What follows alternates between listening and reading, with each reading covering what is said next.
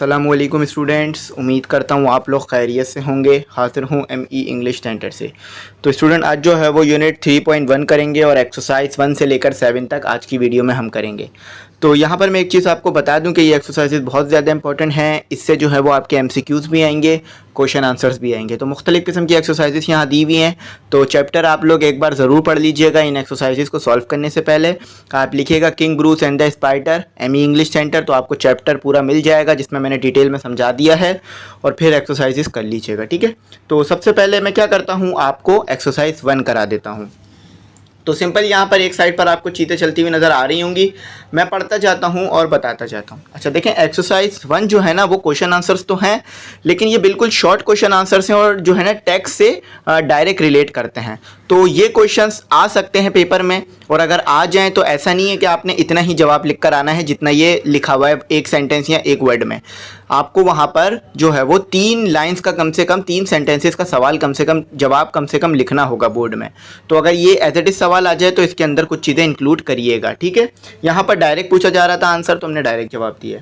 तो लिखा हुआ है कि read the poem silently and answer the following questions. तो आपने जो है वो पोएम को पहले रीड कर लेना है, उसके बाद जो ये क्वेश्चंस आपको दिए हुए हैं इनके आपने आंसर्स दे देने हैं। सिंपल लिखा हुआ है वॉज द किंग हैप्पी और अनहैप्पी। सिंपल बात है, ठीक है। तो एक्सरसाइज हमारी 1 है। तो पूछा जा रहा है किंग हैप्पी था या अनहैप्पी था। तो आपको अच्छी तरीके से बात है पता है कि किंग अनहैप्पी था, यानी ना खुश था। और जब कोई इंसान ना खुश होता है तो ही ना उम्मीद होता है ना। ऐसा तो नहीं है कि कोई इंसान बहुत खुश है और वो ना उम्मीद है, ऐसा नहीं हो सकता ना। आप खुद भी इस बात को समझ सकते हैं। तो खुशी और गमी एक साथ नहीं चलती, या तो इंसान खुश होता है या तो गम। आपने कोई भी ऐसा इंसान नहीं देखा होगा जो कि 1 मिनट हंस भी रहा हो और 1 मिनट रो भी रहा हो, ठीक है, अगर एक्टिंग ना कर रहा हो तो किंग जो है वो अगर ना उम्मीद था तो यानी उदास था, और ये बात लिखी भी थी वहाँ पे। What attractive this attention as he was thinking.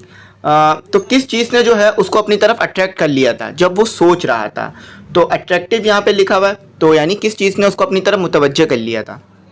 Attract का मतलब होता है मुतवज्जह कर लेना या जिसकी तरफ माइल हो जाना।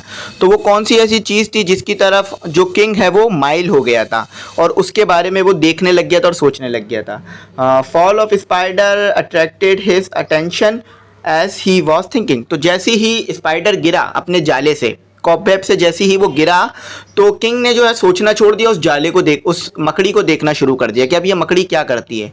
क्योंकि जब आपको पता है कि मकड़ी एक अपने जाले से गिरती है तो उसकी जान तक जा सकती है अगर वो जाले में वापस ना जाए, और मकड़ी को जाला बनाने में कहीं टाइम भी लगता है।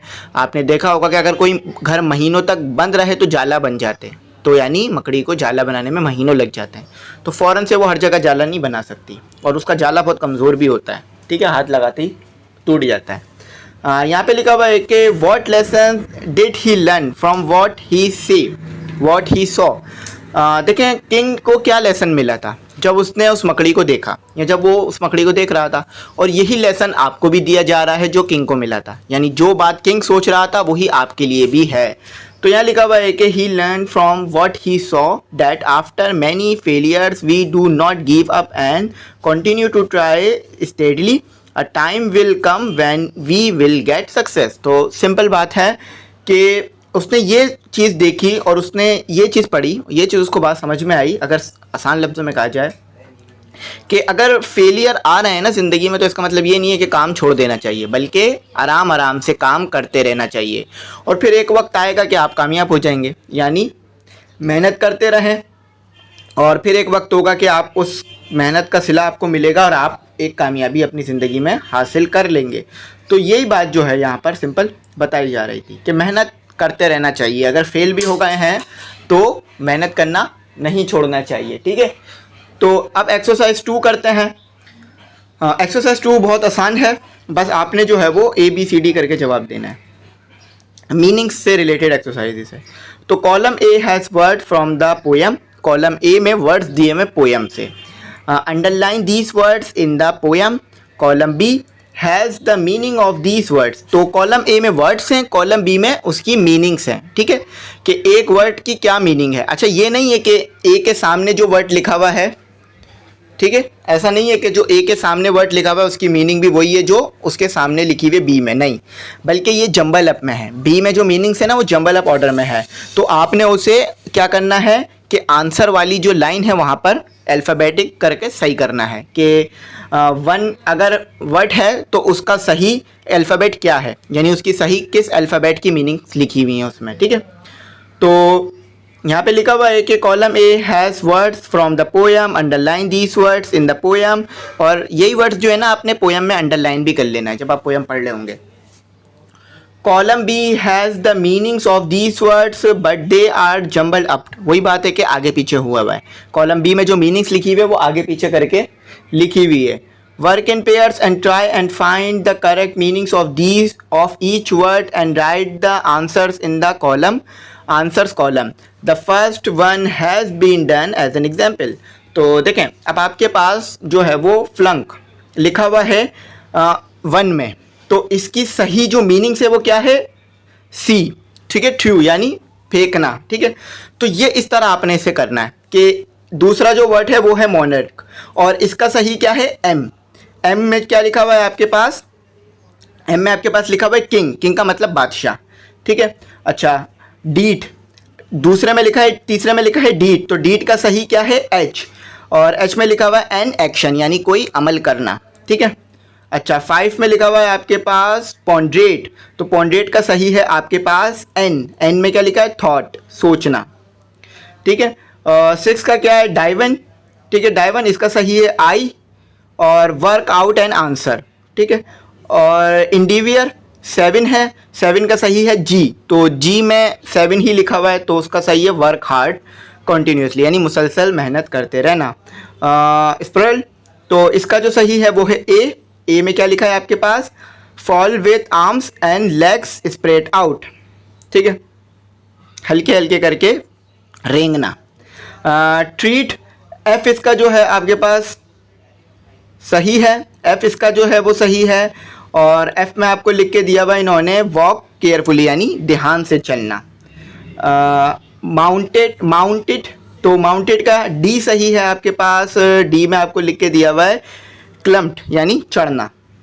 और टॉयल, तो टॉयल का है आपके पास आई सही है, वर्क आउट एन आंसर। अच्छा, एल सही है, एल जो है वो अटेम्प्ट। ठीक है, आई नहीं एल है, अटेम्प्ट। टम्बल, तो टम्बल का आपके पास ई सही है। फॉल सडनली यानी अचानक से गिर जाना। इसको चाहें तो आप उर्दू में भी लिख लीजिएगा। तो डिफीट का मतलब तो आपको खुद भी पता होता है, हार, जो कि बी में लिख के दिया हुआ है आपको चैलेंज्ड। ठीक है, चैलेंज्ड। और ब्रेस्ट का जो है वो जे सही है। Prepare to do something difficult यानी अपने आप को तैयार करना कुछ मुश्किल काम करने के लिए। अक्सर ना होता है ना कि बारिश होने वाली है, तो एक बारिश जब होती है तो लोगों को मुश्किलात होती है ना, तो लोग अपने आप को बारिश के लिए क्या करते हैं, तैयार कर लेते हैं। तैयार कैसे करते हैं कि अपना सामान अंदर ले जाते हैं कमरों में और जहाँ पर पानी आ रहा होता है उस जगह को खाली कर देते हैं ताकि पानी से चीज़ें ख़राब ना हो। ठीक है, अच्छा, अब 3 एक्सरसाइज करते हैं। अच्छा, एक्सरसाइज 2 मैंने नंबर नहीं डाला था, एक्सरसाइज 3 यहाँ से हमारी जो है वो स्टार्ट हो गई है। ठीक है, अब एक्सरसाइज 3 करते हैं। एक्सरसाइज 3 शुरू करते हैं। तो नेक्स्ट है स्टूडेंट एक्सरसाइज 3, लिखा हुआ है कि read the poem and find out which of the following statements are correct and which are not. तो पोएम आपने पढ़नी है, ठीक है, और आपको कुछ स्टेटमेंट्स दी हुई हैं, कुछ बातें बताई हुई हैं और आपने ये बताना है कि ये बातें पोएम से रिलेट करती हैं या गलत हैं। तो जो गलत बातें हैं उधर आपने क्या करना है कि यहाँ पर क्रॉस का साइन लगा देना है और जो सही हो वहाँ पर टिक का साइन जो है आपने सिंपल लगा देना है।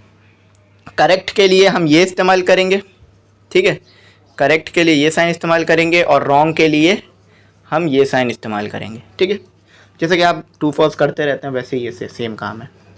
For correct statement put a tick right and for incorrect ones put a cross. After completing compare your answer with your partner. तो यहाँ पर यह है कि आपने अकेले काम करना है, अपने दोस्त के साथ नहीं करना काम, ठीक है, क्योंकि आप पोएम पढ़ चुके हैं और आपको पता है कि कौन सी स्टेटमेंट सही है या गलत है। The poem is about war, तो पोएम वॉर से रिलेटेड थी, यानी पोएम में आपको वॉर के बारे में बताया जा रहा था, किसी जंग के बारे में, तो ऐसा तो कोई भी जिक्र नहीं था, तो गलत बात है। ठीक है, king Bruce cared for his people, cared for his people. तो किंग ब्रूस अपने लोगों की वजह से परेशान थे, उनको खुशियाँ देना चाहते थे, तो बिल्कुल सही है। He was in a happy mood, वो बहुत खुश थे। तो हमने पूरी पोयम में पढ़ा है कि वो उदास और मायूस थे, आखिर में आके थोड़ा सा मोटिवेटेड हो गए थे। When he saw the spider he decided to kill it. अच्छा, जब उन्होंने स्पाइडर को देखा तो सोचा कि स्पाइडर को मार दें। अक्सर आप लोग भी शायद यही करते होंगे कि जब भी स्पाइडर को देखते हैं तो उससे डर जाते हैं। तो ज़रूरी नहीं है कि उससे डरें, क्योंकि स्पाइडर आपको ना नुकसान नहीं पहुँचाएगा जब तक आप उसे हाथ नहीं लगाएंगे। तो देख सकते हैं आप, लेकिन उन्होंने क्या किया, उसे मारा नहीं था, ठीक है, उन्होंने उसे देखना शुरू कर दिया था। अगर वो मार देते तो फिर तो तमाम कहानी ख़त्म हो जाती, पोयम ही ख़त्म हो जाती। ई में लिखा हुआ है the spider stayed on the ground when it slipped down. तो स्टे यानी उसने जो है ना ग्राउंड पे स्टे किया था जब वो गिर गया था। तो ऐसा नहीं है, वो रस्सी से लटका हुआ था पूरी पोयम में, ठीक है, तो गलत है। After trying for some time the spider fell weak. अच्छा, बहुत सारी अटैम्प्ट करने के बाद स्पाइडर ने महसूस किया कि वो थक गया है। तो बिल्कुल, जब कोई आप बहुत सारी अटैम्प्ट करते हैं तो थक जाते हैं। थक जाने से मुराद ये है कि जब आप कोई काम बार बार कर रहे होते हैं तो एनर्जी कम होती जाती है, तो वहाँ पर रेस्ट लेकर दोबारा से शुरू करना, ये हमारा जो है वो मकसद होना चाहिए, ठीक है। As soon as it felt better it went up again. तो जैसे ही उसने अपने आप को बेहतर पाया, यानी जैसे ही उसको लगा कि अब वो बेहतर कंडीशन में है, तो उसने दोबारा चलना शुरू कर दिया। बिल्कुल सही बात है। It made more than 20 attempt. तो उसने जो है वो कम से कम 20 बार कोशिश की। तो 9 हमें कहा गया था, तो 9 था, तो गलत है यानी ये। It move up very slow when it was near it home.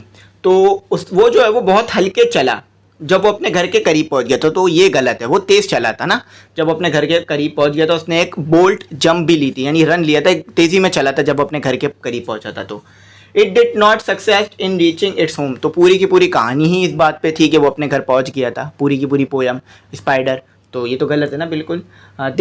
The king decided to follow the spider example and try again. और किंग ने ये सोचा कि अब जो स्पाइडर ने किया है ना कि मेहनत करके अपने घर तक पहुंचा, तो मैं भी मेहनत करके लोगों के लिए कुछ करूंगा। तो ये बिल्कुल सही बात है, ठीक है। अब आती है हमारी एक्सरसाइज 4।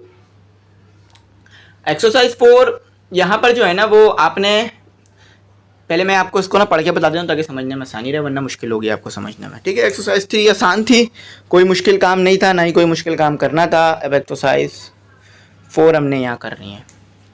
एक्सरसाइज जो है ना ये सिंपल है, बस आपने अगर पोयम पढ़ी हुई होगी तो आसान रहेगी, ठीक है।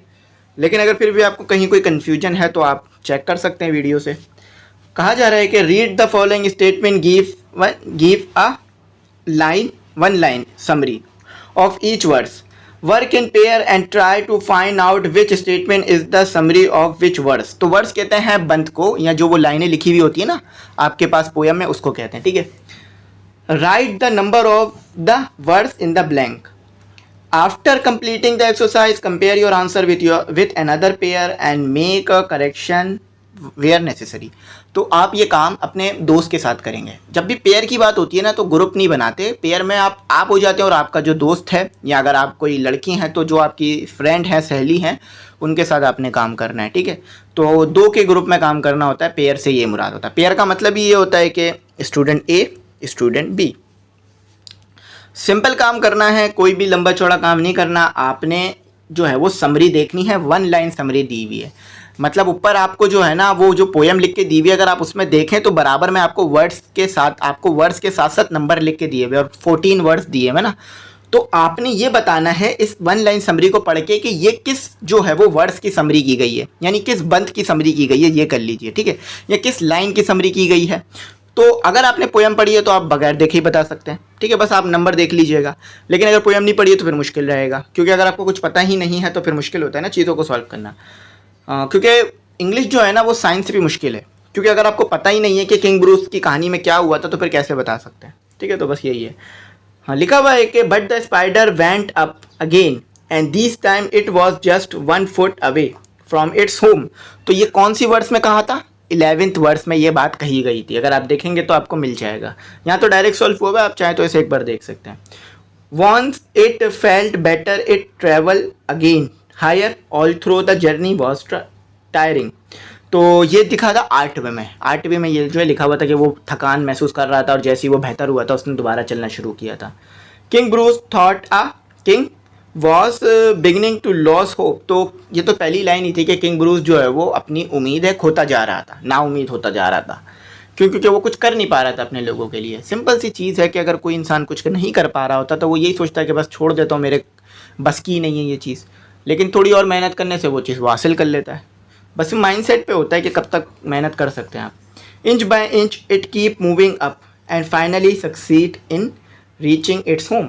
तो इंच बाय इंच यानी एक एक कदम करके वो चला स्पाइडर और अपने घर को जो है वो पहुंचा, कामयाब हुआ। ये जो है वो 12वीं लाइन में 12वें वर्स में लिखा था। The king thought that failing again and again the spider would now give up. तो किंग क्या सोच रहा था कि बार बार नाकाम हो रहा है स्पाइडर, बार बार कोशिश करता है चढ़ने की, बार बार नाकाम होता है, तो अब ये उम्मीद हार देगा और अपने आप को जो है वो नाकाम तस्वुर कर लेगा, यानी गिव अप कर देगा, छोड़ देगा। तो ये जो है वो 10वीं लाइन में लिखा था, 10वें वर्स में। The story goes that king Bruce tried again and succeed. तो स्टोरी इस चीज़ से रिलेटेड थी कि किंग ब्रूस ने अगेन जो है वो कोशिश की। ये 14वीं लाइन में जो है 14वें वर्स में लिख के दिया था, ठीक है। तो दोबारा कोशिश उसने कैसे की, स्पाइडर से उसने जो है वो मोटिवेशन हासिल की, ठीक है। तो सक्सीडेड जो है यहाँ पर लिखा हुआ था। अब 7 में पढ़ लेते हैं। He had tried to do everything to make his people happy but he had failed। अच्छा, किंग ब्रूस ने तमाम कोशिशें की कि उसके लोग खुश रहें, लेकिन वो नाकाम रहा। किस में लिखा था ये? दूसरी लाइन में लिखा हुआ था, शुरुआती बात में, या मैं उन्होंने लिख के दे दिया था। अब हम अपना आ जाते हैं 7-8 पढ़ते हैं। 8 लाइन में क्या लिखा है? It began to go up but soon slipped down again। तो उसने शुरू किया चलना ऊपर की तरफ, मगर वो स्लिप हुआ। कौन हुआ था? ये आपको पता है, स्पाइडर हुआ था। तो ये 6 में लिखा हुआ था, 6 वर्स में लिखा हुआ था। The king realised that those who try succeed like the spider he also could succeed। तो किंग ने ये सोचा कि देखो, अगर ये स्पाइडर कामयाब हो सकता है तो मैं भी हो सकता हूँ, ठीक है। अक्सर हम लोग दूसरों से मोटिवेशन लेते ना कि यार ये कर सकता है तो मैं भी कर सकता हूँ। तो ये यहीं पर यहाँ भी यही हुआ है। 10 में लिखा हुआ है, it was very far from its home. वो बहुत दूर था अपने घर से। And the king could not work out how it would reach it. तो देखें, वो अपने घर से बहुत दूर था और किंग को ये लगता था कि वो जो है वो नहीं पहुंच पाएगा और किंग कुछ भी नहीं कर सकता। तो ये किस में था? ये 5वें में लिखा हुआ था, 5वें वर्स में। In a state of hopelessness he decided that he would give up. तो वो जो है वो होपलेसनेस यानी नाउम्मीद हो चुका था और उसने सोचा था कि वो छोड़ देगा। आज यहाँ पर देखें 2 बार ये लफ्ज़ इस्तेमाल आया कि छोड़ देगा, छोड़ देगा। एक तो किंग सोच रहा था कि स्पाइडर जो है वो अब छोड़ देगा मेहनत करना, कि वो नहीं पहुँच पा रहा अपने घर तक इतनी बार कोशिश करने के बावजूद। और एक बार उसने छोड़ देने का मुराद ये था कि वो खुद काम करना छोड़ देगा क्योंकि वो कामयाब नहीं हो रहा। तो ये किंग के लिए था। तो ये 3री लाइन में लिखा था, 3रे वर्स में। Again and again it went up and slip down 9 time. दोबारा उसने कोशिश की और तो क्या हुआ, वो दोबारा जो है वो, और यहाँ पे लिखा हुआ है कि उसने दोबारा जो है वो कोशिश की, बार बार उसने कोशिश की और वो जो है अपने घर को पहुँच गया और स्लिप भी हुआ। 9 बार स्लिप भी हुआ। वो घर को पहुँचा भी, लेकिन 9 बार स्लिप भी हुआ।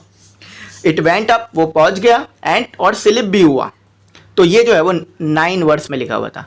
Just then a spider drop down and the king looked at it to see what it could do.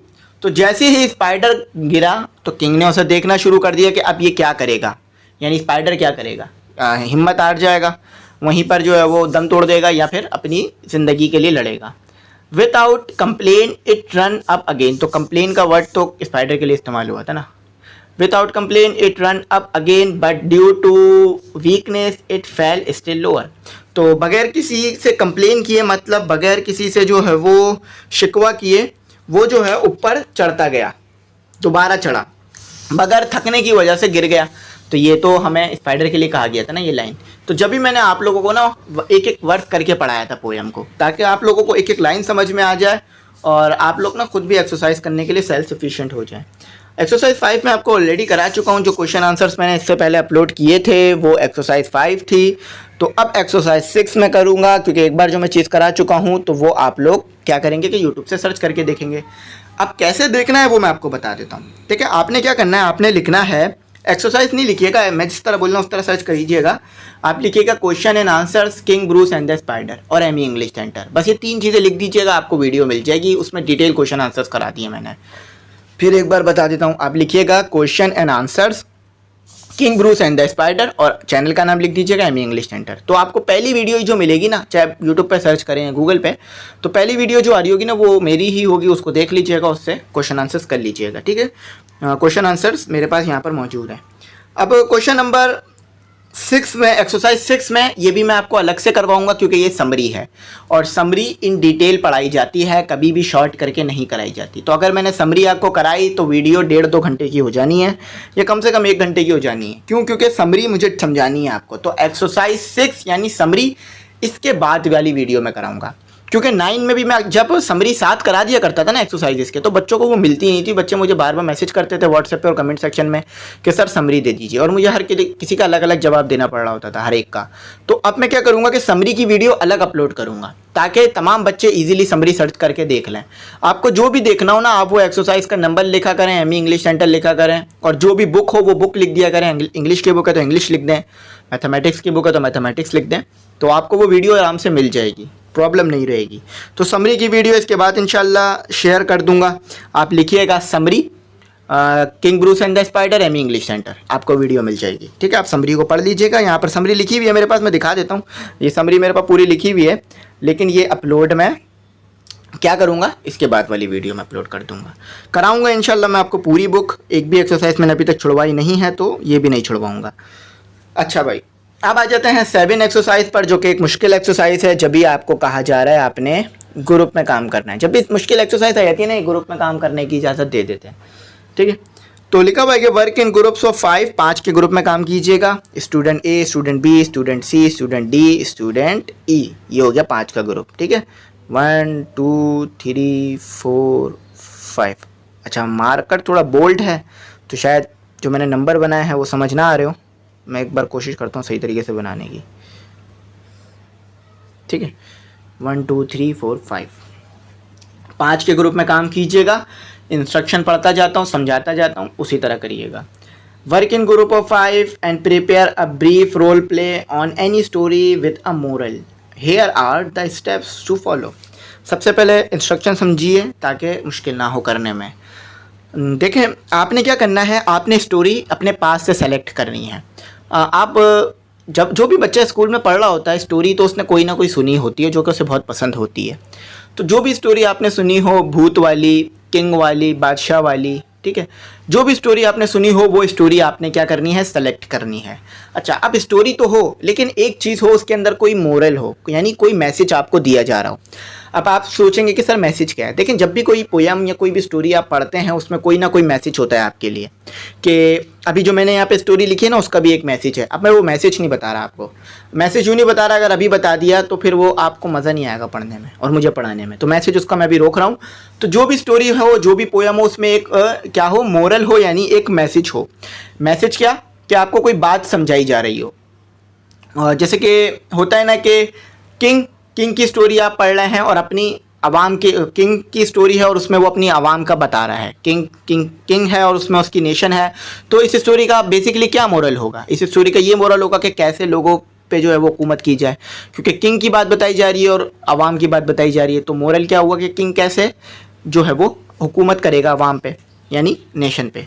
तो इसी तरह से मैंने भी एक स्टोरी सेलेक्ट की है। आप चाहें तो कोई और स्टोरी सेलेक्ट कर सकते हैं जो आपके लिए आसान हो, लेकिन जो स्टेप दिए मैं वो वही रखिएगा जो मैंने करें, क्योंकि ये जो है इंस्ट्रक्शन है, इंस्ट्रक्शन को कभी भी चेंज ना करें।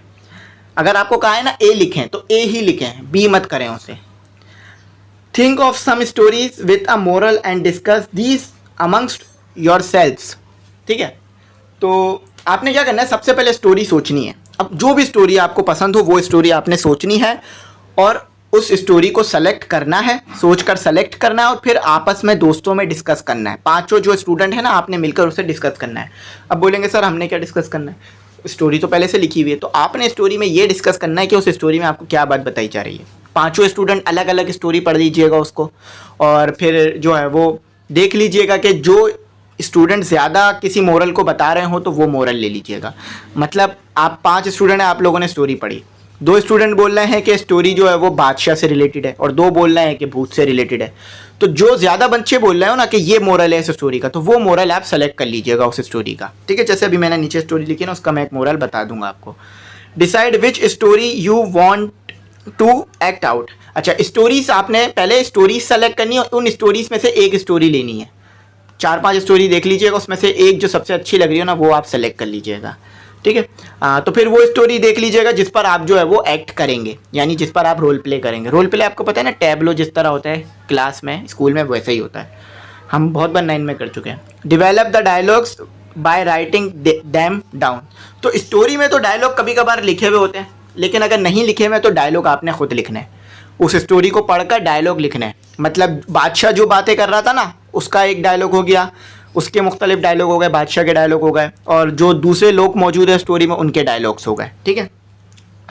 4 में लिखा हुआ है decide who is going to role play what role. तो अब जो है ना ये डिसाइड करना है कि कौन किसका रोल लेगा। मतलब समझ लीजिए कि डोरेमोन है, नोबिता है, जियान है, सुनियो है।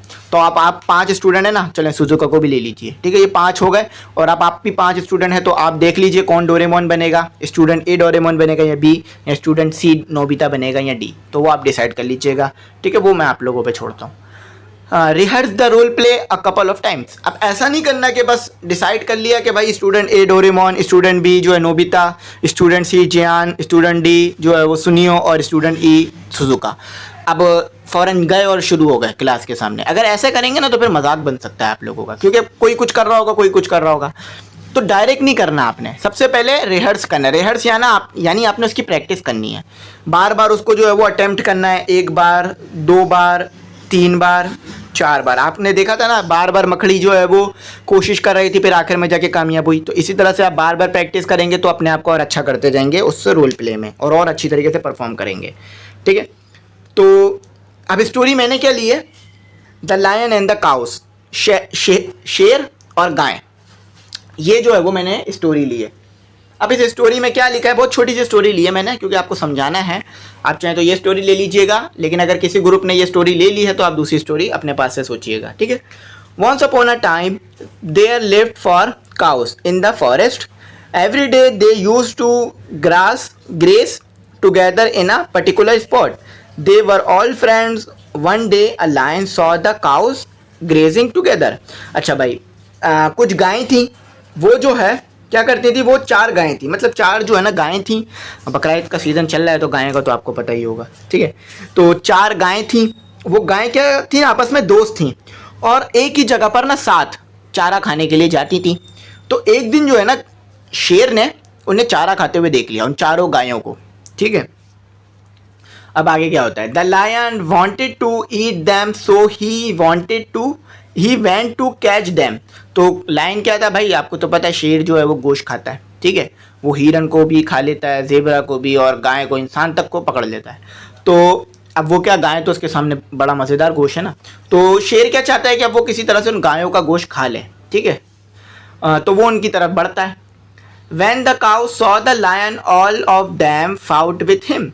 The lion had to run away. तो शेर क्या करता है, उन्हें पकड़ने की कोशिश करता है, खाने की कोशिश करता है। अब आपको पता है गाय तो काफ़ी ज़्यादा वो होती है ना, बड़ी। अगर अकेला कसाई गाय काटने की कोशिश करे तो नहीं काट पाएगा। इसी तरह से अकेला शेर गाय को पकड़ने की कोशिश करेगा तो नहीं पकड़ पाएगा, और जबकि वो एक गाय भी नहीं है, 4 हैं। तो जैसे ही शेर जाता ना उन गायों को मारने के लिए, खाने के लिए, तो वो चारों गायें मिलकर शेर से लड़ना शुरू कर देती। शेर को नाकामी हो जाती। क्यों? क्योंकि 4 गायें हैं। एक गाय पे हमला करे तो दूसरे गाय मारना शुरू हो जाए, तीसरी गाय पे हमला करे तो बाकी 3 मारना शुरू हो जाए। तो शेर क्या होता है, नाकाम होता रहता है गायों को मारने में और खाने में। The lion had to run away, और अब उसको दूर भागना पड़ता है क्योंकि चारों मिलकर लड़ रही हैं। A few days passed and the cow quarreled between themselves and started grazing separately. One by one the lion killed all of them. तो एक दिन क्या होता है, इनके बीच में जो है वो लड़ाई हो जाती है और गायें जो है वो अलग अलग चारा खाना शुरू कर देती हैं। तो स्टूडेंट इस लाइन को जो है मैं फिर समझा देता हूँ कि यहाँ पे लिखा हुआ है कि लाइन जो है उन्हें खाना चाहता था, ठीक है, और वो तमाम जो है वो लाइन से क्या करती थी, मिलके लड़ती थी। लेकिन जब उन लोगों के बीच में आपस में लड़ाई हो गई तो वो लोग अलग अलग हो गई। अब आपको पता है कि जब लड़ाई होती है तो इंसान अलग अलग हो जाता है। फॉर एग्जांपल ये 4 दोस्त हैं, ठीक है, ये 4 दोस्त हैं, अगर इनके दरमियान लड़ाई हो जाए तो ये एक साथ तो नहीं बैठेंगे एक डेस्क पे, यहाँ आगे पीछे तो नहीं बैठेंगे एक दूसरे के, अलग अलग होकर बैठेंगे क्योंकि लड़ाई ना हो दोबारा। और लोग भी यही कहेंगे भाई अलग अलग हो जाओ। तो गायें भी अलग अलग हो गई। तो जैसी गायें अलग अलग हो गई और साथ ही साथ जब लड़ाई हो जाती है तो एक इंसान दूसरे इंसान के लिए लड़ना भी छोड़ देता है। कि फॉर एग्जांपल अगर ए बी का दोस्त है और ए और बी में लड़ाई हो गई, तो अब सी स्टूडेंट ए को मारेगा तो बी थोड़ी ना बचाएगा, वो तो बोलेगा अच्छा है मारो, मेरी तो इससे लड़ाई हुई है, ठीक है। तो यहाँ भी यही है कि गायों की आपस में लड़ाई हो गई है, अलग अलग जो है ये लोग गायें जो है वो घास खाना शुरू कर दिया है। तो अब शेर के पास अच्छा मौका है। शेर ने क्या किया, आकर जो है वो 4 गायों को मार दिया और खा गया गोश्त। अच्छा, शेर जो है इतना भूखा नहीं होता कि 4 गायें खा जाए। आपने देखा नहीं होगा कि कोई इतना भूखा शेर है, एक गाय भी वो पूरी नहीं खा पाता कभी भी। और फिर वो लकड़ भग्गे जो होते हैं वो खाने लग जाते हैं बचा हुआ। तो इसीलिए गाय जो एक यहाँ पर एक मोरल बताया जा रहा है, मतलब एक बात बताने के लिए आपको कहा गया है। क्योंकि जानवर के पास सेंस तो नहीं होता कि भाई मैं कितना खा सकता हूँ कितना नहीं, वो तो मार देता है बस और बाकी छोड़ देता है, जितना खाता है खा लेता है और जितना नहीं खाता पाता छोड़ देता है। तो इसलिए कहते हैं ना अक्सर कि भाई जानवरों की तरह मत खाओ, यानी ऐसे खाओ जैसे इंसान खाते हैं कि कम लो और देख के खाओ। तो इसका मोरल क्या था स्टोरी का, यानी क्या बात बताई जा रही थी कि यूनिटी इज़ स्ट्रेंथ, यानी अगर हम सब साथ रहेंगे ना तो कामयाब होते रहेंगे। यानी पाकिस्तान में जितने भी लोग हैं अगर सब साथ रहेंगे और एक मिलकर काम करेंगे ना, कि जहाँ पर जितने लोगों की ज़रूरत है वहाँ पर उतने लोग काम कर रहे हैं, बाकी लोग कहीं और काम कर रहे हैं, सब मिल के काम कर रहे हैं पाकिस्तान के लिए, तो पाकिस्तान तरक्की करेगा। तो ये है यूनिटी, और यहाँ पर इस स्टोरी में भी ये यूनिटी बताई जा रही थी आपको। अच्छा, तो अब ये तो आपके पास एक स्टोरी हो गई। अब डायलॉग्स तो थे नहीं इस स्टोरी में, अब डायलॉग्स आपने खुद लिखने होंगे कि काऊ 1 ने क्या कहा, काऊ 2 ने क्या कहा, लाइन ने क्या कहा और लड़ाई कैसे हुई, ये आपने खुद सोचना होगा, ठीक है। तो लाइन कहता है I am hungry, I want to eat some meat, मैं जो है वो भूखा हूँ, मैं कुछ जो है वो गोश्त खाना चाहता हूँ, ठीक है। अच्छा, मीट से मुराद गाय का गोश्त, बकरी का गोश्त, मुर्गी का गोश्त, सारे गोश्त आ जाते हैं। अच्छा, तो काऊ 1 कहती है, लाइन से नहीं कहती काऊ 1 जो है अपनी दोस्तों से कहती है, जब ये दोस्त थे, we are good friend and always graze together in a field, हम जो है वो अच्छे दोस्त हैं और हमेशा एक साथ खाना खाते हैं, यानी घासें खाते हैं, जो है वो चरते हैं चारा। काऊ 2 कहती है you are right but I want to go far away for grazing, मगर काऊ 2 कहती है कि भाई तुम सही हो लेकिन मैं जो है ना वो दूर जाना चाहती हूँ खाना खाने, यानी कहीं और जाऊँगी ना तो वहाँ पर अलग किस्म की घास मिलेगी। फॉर एग्जांपल कराची की घास अलग है और अंदरून सिंध और अंदरून पंजाब अलग होगी। तो ये इधर ये बताया जा रहा है कि अगर हम एक ही जगह से खाते हैं ना, अगर हम कहीं और जाएँ तो हमें और अच्छा खाना मिले। जैसे आप होता है ना कि अगर एक ही फास्ट फूड पर रोज़ खाना खाने जाएँ तो फिर मज़ा नहीं आता, इसलिए बोलते हैं चलो कहीं और चलते हैं, यहाँ से तो बार बार खा लिया, ठीक है। तो फिर वो तीसरी गाय कहती है काऊ 3, क्योंकि यहाँ तो गायों के नाम तो नहीं है तो इसलिए काऊ 1, काऊ 2, काऊ 3 करके नाम दिया। तीसरी काऊ कहती है we can go far away but there is a line and who want to eat us, तो काऊ 3 को पता है कि ख़तरा क्या है, कि वो कहती है कि हम दूर तो जा सकते हैं मगर एक लाइन है जो कि हमें खाना चाहता है, खाना यानी हमारे को मार कर खाना चाहता है। इतनी तो सेंस जानवरों में होती है कि अगर कोई दूसरा जानवर उन पर हमला करता है तो वो बचने की कोशिश करते हैं, क्योंकि उन्हें पता है कि वो उन्हें मार देंगे, हाँ खतरा वो नुकसान पहुँचा देंगे। काऊ 4 कहती है कि I am afraid from lion so that is why we will have to avoid this, तो वो काऊ 4 कहती है कि भाई मैं तो लाइन से यानी शेर से तो डरती हूँ, तो इसलिए हमें जो है ना दूर नहीं जाना चाहिए, यहीं खाना चाहिए मिलकर। अब यहाँ लड़ाई शुरू हो जाती है। काऊ 2 कहती है कि I am not afraid from lion and I don't want to eat same grass all day, तो काऊ 2 कहती है कि भाई मैं तो नहीं डरती गाय से, मैं तो नहीं डरती लाइन से, और मैं तो अच्छी घास और कहीं और से जो है वो घास खाना चाहती हूँ। तो काऊ 4 कहती है if you go far away so you will do silly mistake, तो काऊ 4 कहती है कि अगर तुम जो है ना वो दूर जाओगी ना तो तुम जो है ना बड़ी बच्चों वाली गलती करोगी या बेवकूफ़ाना गलती करोगी, ऐसा ना करना। तो काऊ 2 कहती है I am not silly you both are silly, वो कहती है कि मैं बच्चा नहीं हूँ, मेरे अंदर बचपना नहीं है, तुम सब में बचपना है, तुम लोग बेवकूफ़ हो। तीसरी गाय कहती है कि I am not afraid from lion but I don't want to go far away, तीसरी गाय भी ये कहती है कि भाई मैं तो नहीं डरती लाइन से लेकिन मैं दूर नहीं जाना चाहती। तो यहाँ पर तीनों के दरमियान लड़ाई शुरू हो जाती है कि भाई एक कहती है कि मैं डरती हूँ, दूसरा कहता है मैं नहीं डरती, तीसरी कहती है मैं दूर जाना चाहती हूँ, और एक जो है वो खड़ी होकर सुन रही है सब कुछ। तो काउ 1 कहती है कि don't fight with each other, we all graze separately after today. तो लड़ो मत आपस में, हम लोग जो है ना अलग अलग आप खाएंगे खाना, यानी घास खाएंगे। जिसका जो दिल चाहे वो करे, जिसका जहाँ से दिल चाहे वो घास खाए, ठीक है, कोई किसी को नहीं रोकेगा। तो काउ 2 कहती है कि yes cow 1 you are right, we all are graze separately and tomorrow I will go far away for grazing. तो काउ 2 कहते हैं कि ठीक है भाई, मैं तो कल दूर जाऊंगी चारा खाने के लिए, तुम लोग जो है वो यहाँ पर खाना, सही है। तो लेकिन वो फिर भी तीनों अलग हो जाती हैं, चारों अलग अलग हो जाती हैं। तो देखा आपने, मैंने स्टोरी के ज़रिए से ही ये डायलॉग्स निकाले कि कैसे वो लोग लड़ी होंगी, क्या हुआ होगा, क्या लाइन ने बोला होगा, तो ये करके। तो ये अच्छे खासे डायलॉग हैं, इसके ऊपर रोल प्ले तो हो जाएगा easily. You can easily perform the role play in front of class with the help of this dialogues in any case और इन एनी सर्कमस्टेंसेस, ठीक है। लाइन 2 कहती है कि व्हाट अ लक, और लाइन कहता है कि लाइन 2 नहीं लाइन, ठीक है, लाइन कहता है कि व्हाट अ लक्की डे।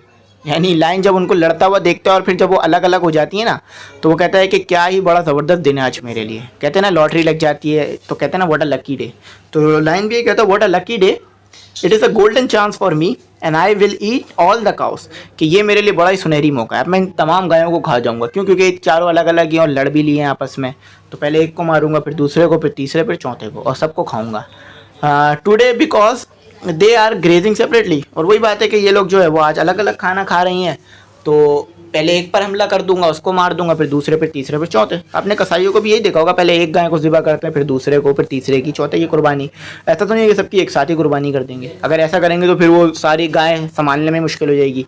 6-7 कसाई मिलकर पहले एक गाय काटते हैं, फिर दूसरी, फिर तीसरी, फिर चौथी, और फिर एक एक करके गोश्त बनाते हैं। तो यहाँ भी वही है कि लाइन ने पहले एक को मारा, दूसरे को, फिर तीसरे को, फिर चौथे को, और गोश्त खा गया। लाइन के आ गए मज़े, ठीक है, लाइन के तो फ़ायदे हो गए। तो यहाँ मैं उम्मीद करता हूँ आपको मेरी बात समझ में आ गई होगी, मैंने डिटेल में समझा दिया। लाइव लेक्चर इंशाल्लाह ईद के बाद शुरू हो जाएंगे। तो जैसे ही लाइव लेक्चर जो है मेरे शुरू होंगे, तो मैं ग्रुप्स में डाल दूंगा, तो ग्रुप्स में बच्चों को पता चल जाएगा और लाइव लेक्चर अटेंड कर लेंगे। अच्छा, अगर आप ऐड होना चाहें ग्रुप में, तो फ़ीस इसकी हमने 1000 रखी है, जो साल में एक बार देनी है, जिसमें notes, books, gas paper, model paper और तमाम चीज़ें आपको इसी में मिल जाएगा, ठीक है। तो आई होप मैंने पूरा समझा दिया डिटेल। एक एक्सरसाइज रह गई है समरी की, वो इसके बाद वाली वीडियो में कराऊंगा, ताकि बच्चों को सर्च करने में प्रॉब्लम ना हो। क्योंकि मैं समरी अगर इन्हीं एक्सरसाइज के साथ करा देता हूँ ना, समरी और क्वेश्चन आंसर्स, तो फिर बच्चे बोलते हैं कि सर क्वेश्चन आंसर्स आपने कराए नहीं, तो उन्हें मुश्किल होती है ढूंढने में। बेसिकली मकसद ये है, तो उनको आसानी रहे, इसलिए उनकी आसानी के लिए मैं ये काम करूँगा। तो उम्मीद करता हूँ मेरी बात समझ में आ गई होगी। कुछ ना आया हो तो पूछ लीजिएगा, इंशाल्लाह गाइड कर दूँगा। Thanks for watching. अल्लाह हाफिज़। अपनी कीमती दुआओं में ज़रूर याद रखिएगा।